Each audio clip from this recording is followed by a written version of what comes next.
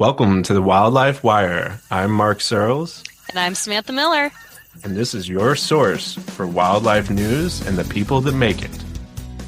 On today's episode, we have land grants, lead poisoning, smiling salamanders, and hellbenders with flags. And please don't forget to like and subscribe.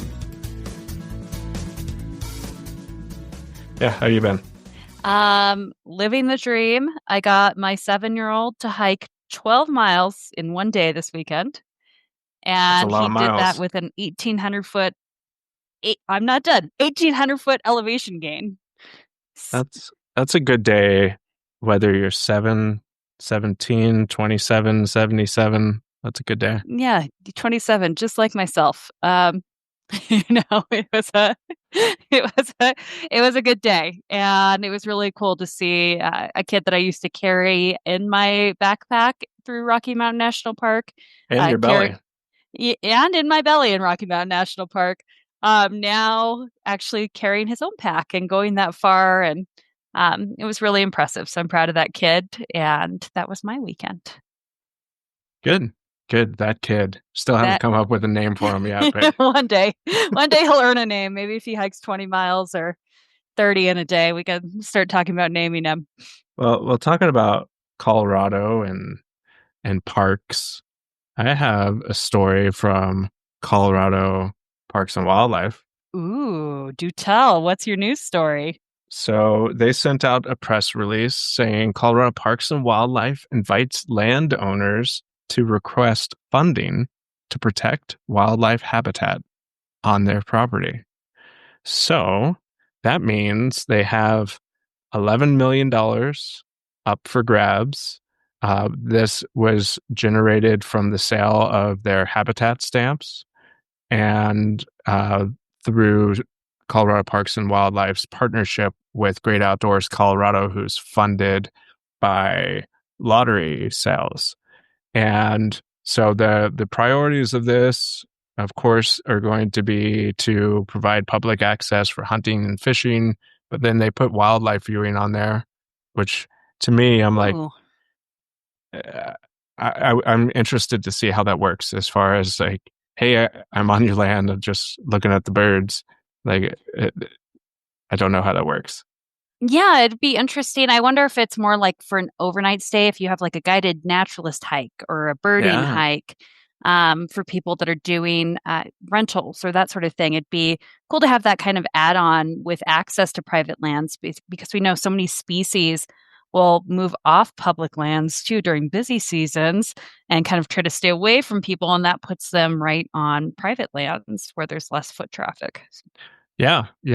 So we'll see on that, and then it's also they're prioritizing winter range for big game species and migration corridors, and then they had a link to protecting habitat for species of concern, and so in the link is the species of greatest conservation need, and a number of those were aquatic species, specifically fish. So I'm curious how that plays out. So you're a rancher, you have a stream that say has an Arkansas darter in it, and your cows are wallowing in that stream and you want some of this money. Ooh. Are they going to require those cows not be in that stream to repair the water quality? So I was out, in Utah a couple of weeks ago, and we did a water quality test on public lands Uh-huh. and with Western watersheds. And the gentleman who was doing it, who was like, man, every time I test on public lands that have grazing, the water quality is always terrible. And so then it's like, okay, so in this situation, how does that fly? Yeah, I don't know if there's requirements around remediation or exclusionary fencing. It would be interesting to see if that's part of the grant application. We'd have to look at it a little bit more.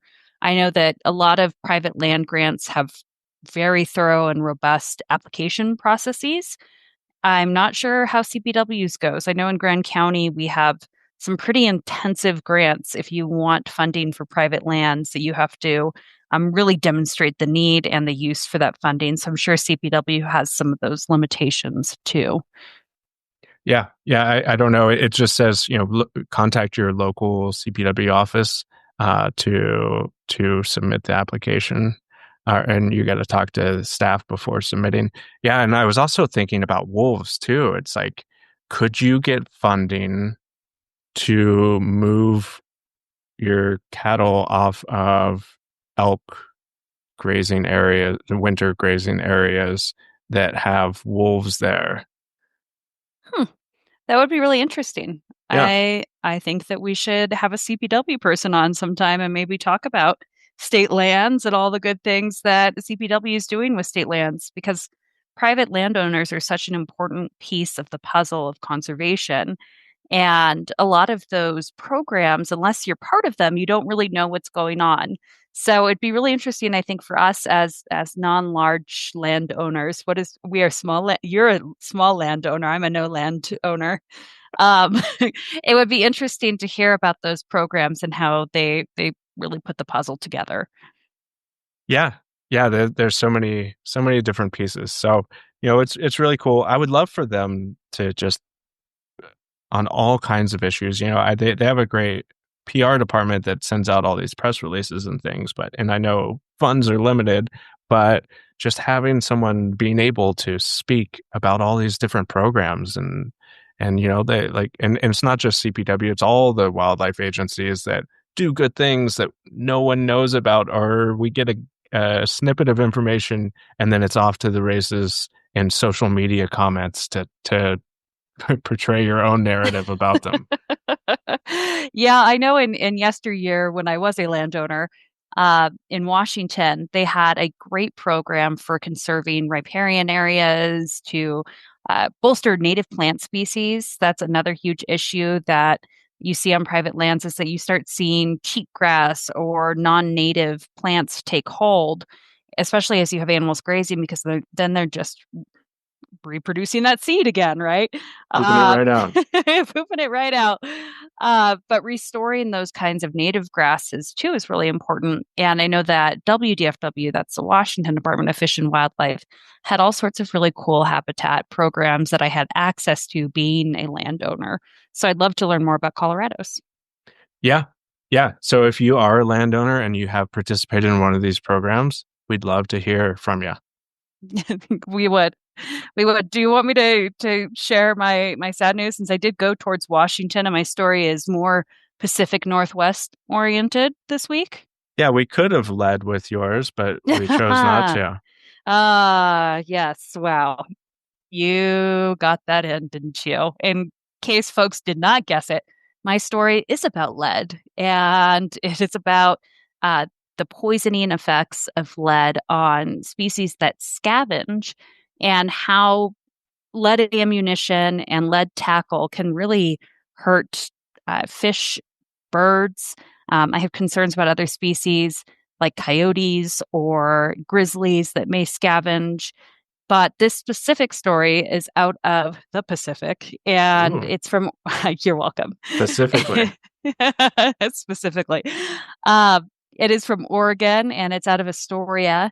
And what happened was that over a short period of time, several bald eagles were brought to a wildlife rehab off the coast of Oregon in a very short period of time. And even though the staff usually treats a few bald eagles every year, they said receiving three in that time period is really unusual. And one of the things that they've found, or that they're correlating with this, is that it's during Oregon's spring bear hunting season. And that means that hunters are out on the landscape killing bears as they emerge from their dens in the spring. A whole other issue, which I'd love to get on my soapbox about at another time. Uh, but they leave the gut piles behind. And gut piles don't have to be packed out like everything else. So animals like bald eagles will come in and scavenge off those gut piles. And if you're using lead ammunition, then they get those little particles of lead in their bloodstream, and they have really devastating effects on birds of prey that are out scavenging. We saw this in Washington a couple years back with a golden eagle that was found this way. It's debilitating, it's deadly. And these raptors are so important to our environment, and they do such a great ecosystem service by feeding on carrion. And it really shows us, again, another case for we need to switch away from lead based ammunition. A lot of states have policies right now where they recommend using non lead shot. There are federal regulations around using lead ammunition on waterfowl, but there aren't those same kinds of regulations around big game. And the regulations around fishing tackle, I don't believe that's consistent across states. So, super important to start making these shifts. If you have it's like a now I'm gonna have to think of my word, Mark. I'm gonna play a game with you and you can come up with my word. Ooh, If you I have a love games. choice, you don't have to, but they recommend you do this. It's like an opt out of lead program. They're encouraging people to do it. But there's no sunset in most states. There's nowhere that says, hey, by 2027, we need lead gone. And it's really, really frustrating. Even the hunting conservation groups are not supporting the transition away from lead. And I'd like to see more ethical hunters standing up and saying, hey, we don't need to use lead ammo, that this leaves a forever impact on the environment if we choose to use it. And I know that there's some ethical hunters that have completely shifted from lead. One of my friends, who's an ungulate biologist and a master hunter, only uses non lead ammo, and he hunts moose each year and has been successful, or when he pulls a moose tag. So that's there. I soapboxed about lead, Yeah, not yeah. about Well, spring bear hunting. we have a guest coming on Thursday who is an ethical hunter, and he talks about his switch from lead and what was the defining moment in that switch. Yeah, it amazes me that we get anything done in wildlife advocacy and reform when there's issues like this that just seem to be such a no-brainer and we still can't make progress. So all those that have made progress in wildlife, thank you. And and what the hell is going on with lead? What's up with lead? Yeah, it's really disgusting. And our guest does talk about it a little bit, so we can save the rest of that discussion for when he comes on the show. But there's really no excuses, and let's make the change. We shouldn't be seeing more bald eagles, golden eagles, and other species being impacted by lead poisoning.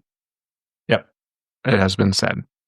It has been asked a lot about. Hey, yeah, here we go. I have it spelled phonetically out. Axolotl.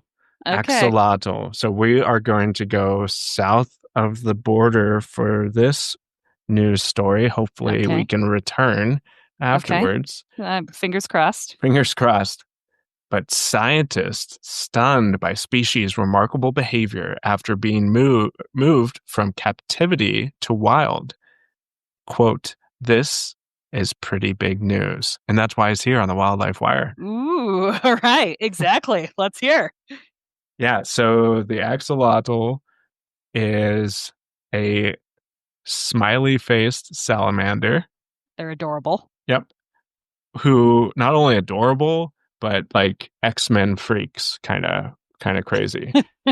So they have the ability to regenerate limbs and organs. And so scientists are actually studying them as like to figure out how they do that and then how can we replicate that in humans for those who are suffering from cancer. So that's pretty cool side note there. Yeah. Yeah. So I want to regenerate myself all the time. Like that's amazing. Yeah. Me too. Me Yeah, too. let's do this. But what's really cool is so they had these little salamanders are in tough shape as far as on a level, and then their habitat is severely compromised in Mexico as well.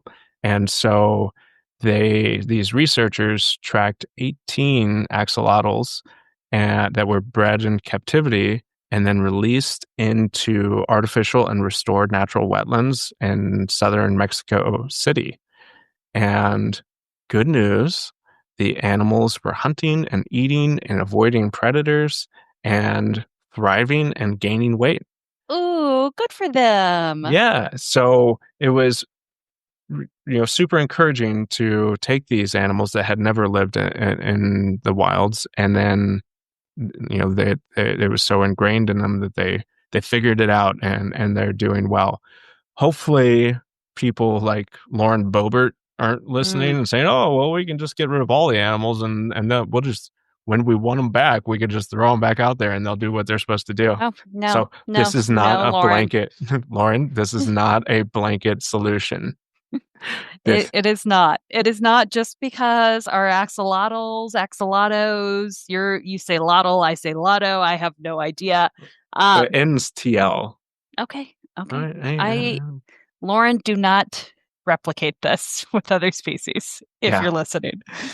and there's only this is a crazy range, but there's only about 50 to 1,000 of them remaining in the wild.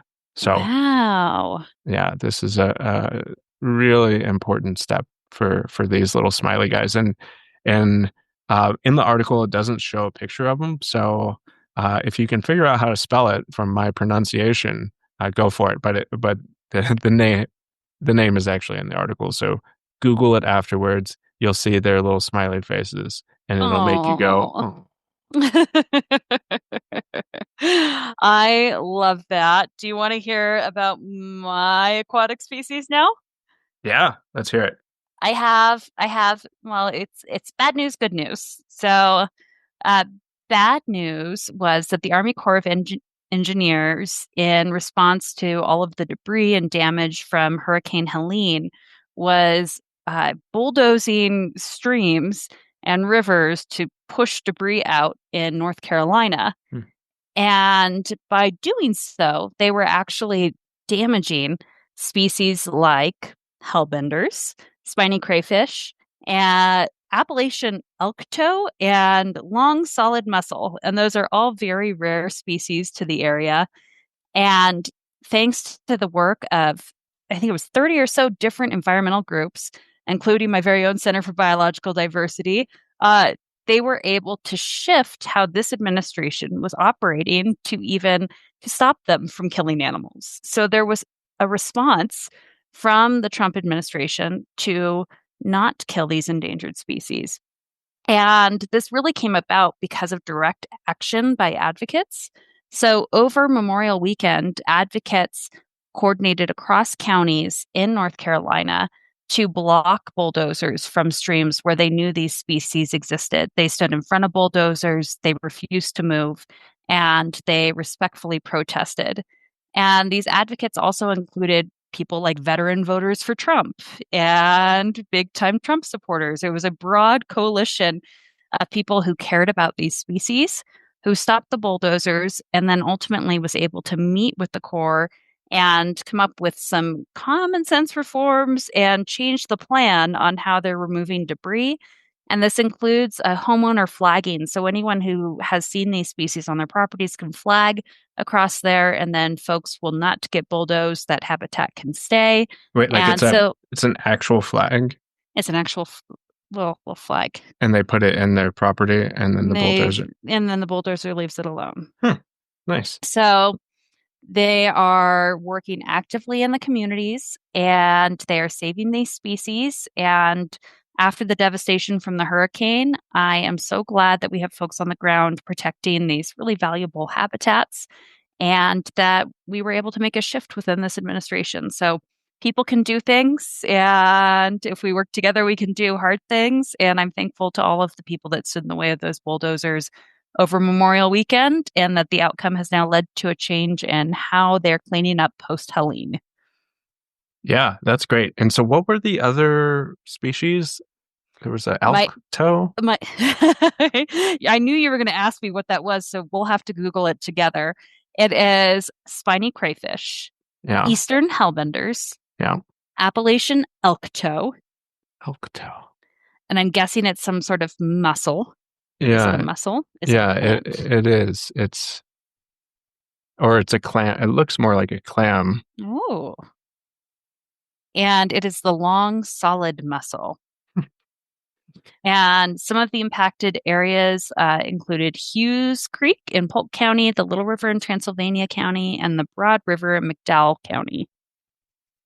Long, solid. I have done so well to not make a long, solid muscle joke. I am so proud of you. That is our happy gift to give our listeners at the end of our news today. Yeah, yeah. Best long, solid Nope. muscle Mm-mm. joke We wins. no, we're gonna do no long solid muscle jokes. And we are going to wish our listeners a happy week with none of that nonsense. Yeah, yeah. We wish you a great week. We'll be back on Thursday with Nick Givok, who works for the Sierra Club out of Montana and is also an ethical hunter that has a cool story about lead. Yeah, that he does. Well, all right, Cool. we'll see you guys then. Bye. Bye. This has been an episode of the Wildlife Wire with me, Mark Searles, and my co host, Samantha Miller. Thank you for listening.